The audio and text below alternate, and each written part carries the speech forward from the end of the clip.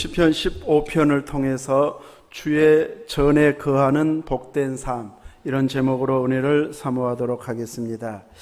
1절 말씀에 보면 여호와여 주의 장막에 머무를 자 누구오며 주의 성산에 사는 자 누구오니까, 이렇게 질문 형식으로 다윗이 시를 시작하고 있습니다.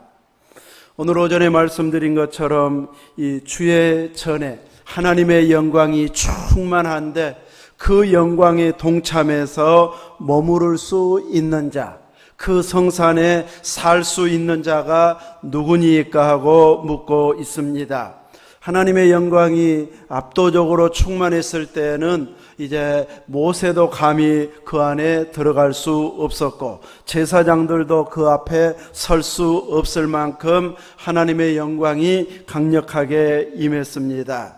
이제 주의 전에 하나님께서 함께 해주시겠다 이렇게 약속했는데 그 영광의 존전 앞에서 누가 설 수 있는가, 이렇게 질문하고 2절부터 그 답을 해주고 있습니다.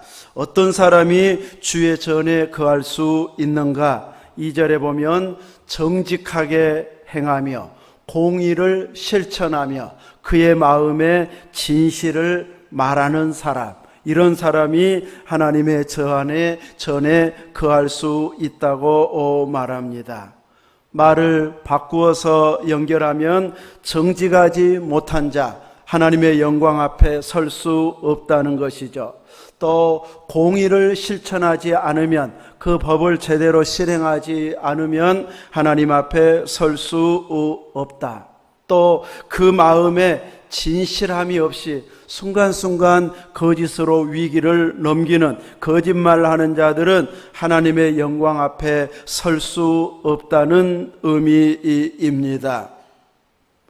그러면 믿음 없는 사람은 하나님의 영광 앞에 안 서면 되지 뭐, 이렇게 말할 수 있을지 모르지만 하나님의 영광 앞에 서지 못하면 그는 그 말은 영광 앞에 안 서면 되지, 이 말은 천국 안 가면 되지, 이 말과 똑같은 말입니다. 그 하나님의 영광 앞에 같이 동참하고 그 영광의 빛을 우리가 반사해서 세상에 빛을 보여주는 자가 되어야 되는데 그 영광 앞에 설 수 없다면 버림받은 자가 되어져 버립니다.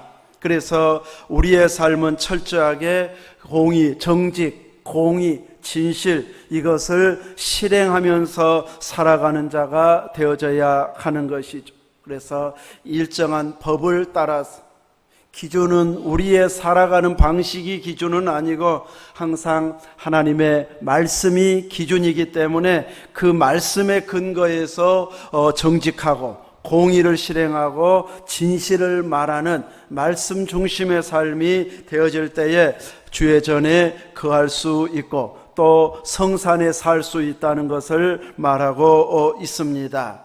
누가 또 주의 장막에 머무를 수 있고 성산에 살 수 있는가? 3절에서는 그의 혀로 남을 허물하지 아니하고 그의 이웃에게 악을 행하지 아니하며 그의 이웃을 비방하지 않아야 그 장막, 주의 장막에 거할 수 있다고 말하고 있습니다. 3절은 이 말, 언어 생활과 연관이 있습니다. 그래서 말을 어떻게 하느냐에 따라서 주의 장막에 거할 수도 있고 거하지 못할 수도 있는데 그의 혀로 남을 허물하지 아니하고, 우리는 살아가면서 남의 허물을 말 한 번도 안 해봤다, 그 말이 거짓말이지 한 번도 남의 허물을 들춰낸 적이 없는 사람은 없습니다. 말할 줄 아는 사람은 꼭 남의 허물을 이야기하게 되어 있고 내가 보고 말하든지 어디에서 듣고 말하든지 허물을 탓하게 되어지는데 주의 장막에 거할 자는 그 혀로 남을 허물하지 않아야 된다. 또 그의 이웃에게 악을 행하지 않고 이웃을 비방하지 않아야 된다, 이렇게 말하고 있습니다. 누군가를 비방할 때는 내가 눈으로 보았든지 누구에게 들었든지 뭔가 근거가 있기 때문에 말하는 것이지, 근거가 없는데 말하면 진짜 나쁜 사람, 악한 사람이고, 또 내가 설령 누군가를 통해서 들었든지 보았어도 늘 누군가를 이야기하고 지적할 때는 한 번 더, 두 번 더, 한 번, 두 번, 세 번 확인함이 필요합니다. 우리가 어떤 때는 꼭 이렇게 내 눈으로 정확하게 보았다고 생각하는데 내가 잘못 본 경우도 있고 잘못 들은 경우도 있습니다. 무슨 염소 거기 정육점인가 써 있잖아요. 프랑카드. 어디 가면서 이제 프랑카드를 나는 몇 차례 봐서 그냥 지나갔는데 제 아내가 저 그만 사료집에 여기서 염소고기 팔아 그러더라고요. 프랑카드야 그랬더니 아니 간판이었대요. 근데 나중에 다시 확인해 보니까 진짜 프랑카드였지 간판이 아니었어요. 어디 광주 어디하고 나주 어디 시장하고 두 군데에서 그거 판다고 이렇게 정육점 나주 예? 그것도 프랑카드예요. 거기서 판 게 아니고 광고하는 프랑카드인데 이제 잘못 보고 순간 아 여기서도 판가? 우리는 착각할 수 있습니다. 그런 식으로 누군가의 말을 들었을 때에 이제 전해준 사람이 혹시 오해해가지고 혹은 의도적으로 잘못 전달해 줄 수도 있고 내가 잘못 보는 경우도 있습니다. 그렇기 때문에 우리들은 누군가를 칭찬하고 격려할 때야 이제 그냥 해도 뭐 나쁜 것은 아니겠지만 남을 비방하거나 안 좋은 이야기를 지적할 때는 정확하게 근거를 가지고 누가 뭐라고 해도 정확한 근거가 증거를 댈 수 있는 그런 상황에서 말을 해야지. 요즘은 하도 고발을 잘해가지고 명예훼손으로 막 고발해버리면 걸릴 말들을 우리도 모르게 막 해버리는 경우가 생겨나게 되어집니다. 그래서 주의 장막에 거할 자들은 남의 허물을 말하지 않고 이웃을 비방하지 않고 이웃에게 악을 행하지 않아야만이 주의 장막에 거할 수 있다. 이렇게 성경은 가르쳐주고 있습니다.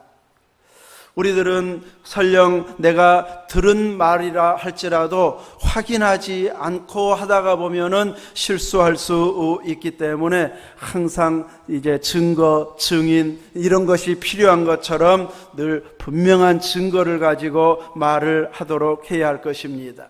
세상에서도 그래서 요즘은 철저하게 계약서를 쓰게 하고 영수증을 처리하게 하고 있습니다. 동신소망교회 오늘부터 그 자리에서 예배 드리지 않고 그 안수 집사님이 살고 있는 집에 있는 그 창고에서 이제 예배를 드리게 됩니다. 분명 그 자리를 권사님이 땅을 다 하나님 앞에 바친다고 바쳤는데 이건 이제 증거 그것을 이전을 안 해놓으니까 이제 나중에는 이제 그것이 자녀들에게 손자에겐가로 넘어가 가지고 그런 적 없다고 해버립니다. 그래가지고 뭐 근거를 못 대버리니까 어쩔 수 없이 이제 계속 미루어가지고 이사 비용이라도 받고 나오려고 했는데 이제 막 나가라고 법원에서 이제 나가라는 이런 통지가 와가지고 만약에 나가지 않으면 그동안 사용료 다 내라고 그러고 또 변호사비니 무엇이니 법정 비용까지 다 내라고 그래 놓으니까 이제 어쩔 수 없이 나올 수밖에 없는 그런 상황이 되어졌습니다. 우리 동기 목사님이 광주에서 이제 이런 구제 사업 또 노인들을 위한 사업을 보조받아서 하고 있는데 얼마 전에 동창들 만났더니 이제 어디 들어갔다 왔다. 그 이유가 보조받은 것을 영수증 처리를 제대로 못 해가지고 그런 어려운 일을 당했다. 근데 그분은 인정이 많아가지고 동네 할머니들 막 그 길거리에서 도시 같은 거 파는 거 있잖아요. 그런 거 막 나물이니 뭐니 그런 거 사가지고 막 해다 줘요. 불쌍하다고. 근데 그런 건 영수증 처리가 안 되잖아요. 영수증 처리 안 되는 걸로 사용하면 다 횡령으로 들어가 버려요. 고발해보면 다 들어가 버려요. 그런 식으로 해가지고 이제 그것을 증거를 못 대버리니까 이제 들어갔다 나와야 되고 더 이상 보조도 못 받아서 그 일도 못할 그럴 상황이 되어졌다. 그만큼 요즘은 증거물을, 계약서를, 영수증 처리를 제대로 해야만이 이렇게 인정해주는 시대가 되어져 버렸습니다. 하도 이제 막 꾸미는, 또 잘못되게 막 거짓으로 만들어버리는 이런 자들이 생겨나니까 점점 국가에서도 강화해가지고 이런 식으로 해나가고 있는데, 우리들의 일상의 생활 가운데에서도 정확한 증거 없이 남 비방하고 허물하면 나중에는 이렇게 명예훼손으로 들어갈 수도 있기 때문에, 남 비방하는 일에 있어서는, 욕하는 일에 있어서는 함부로 말하지 않는 이런 지혜가 우리에게 있어야 주의 장막에 거할 수 있다, 이렇게 말하고 있습니다. 4절 말씀에서는 주의 장막에 그 머무를 자가 누군가 했을 때 그의 눈은 망령된 자를 멸시하고 여호와를 두려워하는 자들을 존대하며 그의 마음에 서운한 것은 해로울지라도 변하지 아니하며, 이렇게 살아야 주의 장막에 거할 만한 합당한 자, 자격 있는 자라고 말하고 있습니다. 4절에서 이렇게 적극적으로 그의 눈은 이제 보는, 아까는 혀로, 이제는 눈으로 이야기하고 있는데, 망령된 자를 멸시해야 된다. 성경은 미워하거나 막 이런 걸 싫어하는데, 망령된 자는 멸시하라고 말합니다. 이 망령된 자는 이제 하나님의 이름을 모독하는, 하나님의 영광과 연관된 자이기 때문에 하나님을 모독하는 망령된 말, 하나님을 멸시하는 이런 말을 하는 자들은 멸시해야 된다. 하나님을 모독하는데도 별것 아닌 것처럼, 아무렇지도 않은 것처럼 대하고 친구처럼 막 사이좋게 지내는 것, 이것은 하나님이 싫어하는 자와 같은 친구가 되는 것이어서 같이 그 진노를 당할 수 있습니다.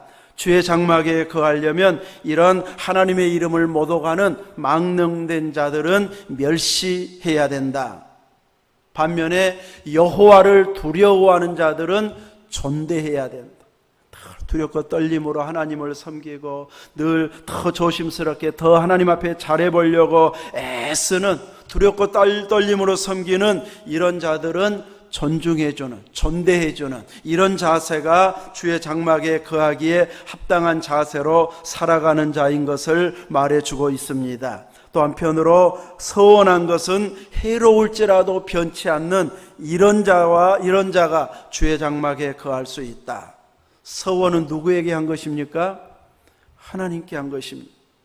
뭐 헌금을 하겠다든지 봉사를 하겠다든지 무슨 일을 하겠다든지 섬기겠다든지 이렇게 서원을 말할 때는 내가 절박할 때, 이거 이렇게 할 테니 하나님 뭐 해주세요 하고 절박하게 요구할 때 보통 이 서원의 형식으로 구하게 되어지는데, 이렇게 맹세한 것에 대해서는 나중에, 그때는 절실했는데 나중에 보니까 나한테 해로운 것이었다, 손해보는 것이었다 할지라도 이제 그 서원한 것은 반드시 지켜야 된다.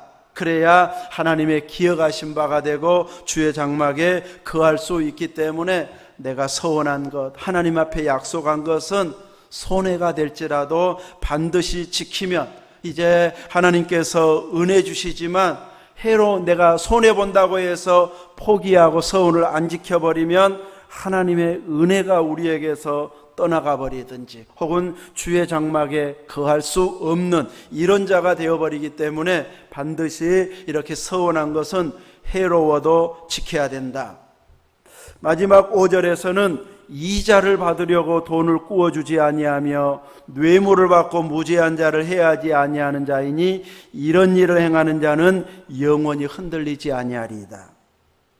주의 전에 영원히 흔들리지 않고 머물 수 있는 자는 이자를 받으려고 돈을 꾸어주지 아니하고 뇌물을 받고 무죄한 자를 해하지 않는 이런 자여야 된다고 말하고 있습니다.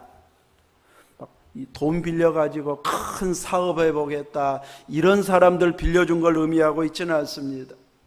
옛날에는 막 큰 사업하려고 돈 놀이하고 그런 건 아니고 생활이 너무 어렵든지 먹고 살 것이 없든지 자녀가 막 노예로 팔려갈 그런 위기 상황이 왔을 때에 이제 급하게 돈을 빌려서 갚겠다 하는데 너무 가난해 가지고 이제 갚을 수도 없는 그런 상황이 올 수 있는데, 이런 자들에게 빌려줄 때 내가 이자 많이 받아야지, 이런 마음을 가지고 꾸어주지 않아야 된다는 것이, 이 사람 돕는다는 방식, 또 이제 이렇게 어려울 때 도와주고 혹은 못 갚아도 내가 그냥 이분은 도와주고 싶다, 그런 자세로 꾸어주는 이런 자세를 하나님은 기뻐하십니다.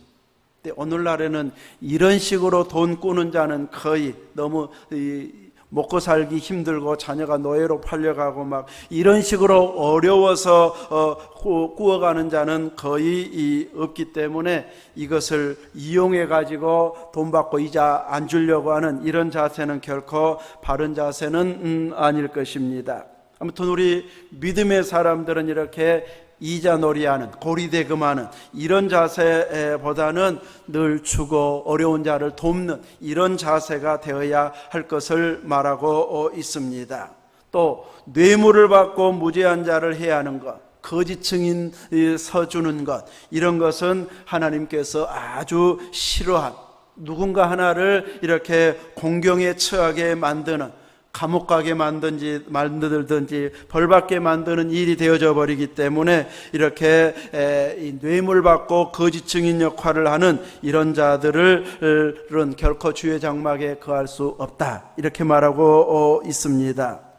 오늘 우리들은 이 말씀을 통해서 우리가 다시 한번 생각해 보아야 할 것은, 하나님은 영광의 하나님, 빛이신 하나님이시고 우리는 그의 백성이요 자녀여서 그 영광에 온전히 동참할 만한 거룩함, 예수님의 피로 씻어진 자로서 합당하게 살아서 하나님의 임재에 계신 주의 장막에, 주의 성산에 늘 온전히 서 있을 수 있을 만큼의 깨끗한 삶, 정결한 삶을 우리가 살 수 있어야 이렇게 하나님의 백성답게 사는 것이 되어집니다. 그 영광의 잔치에 예복 입지 않은 자처럼 부끄러운 모습으로 나아가는 이런 모습으로는 그 영광의 잔치에 참여하지 못하기 때문에 철저하게 우리 자신을 잘 정돈하고 또 정결케 해서 하나님께서 우리를 기쁘시게 함께 할 수 있도록, 하나님께서 우리를 이끌어 가실 수 있도록 이렇게 철저하게 주의 장막에 거하는, 주의 전에 거하는, 성령님 모시고 살기에 합당한 이런 깨어있는 충만한 삶을 살아가는 삶이 되시기를 주의 이름으로 축원합니다. 아멘.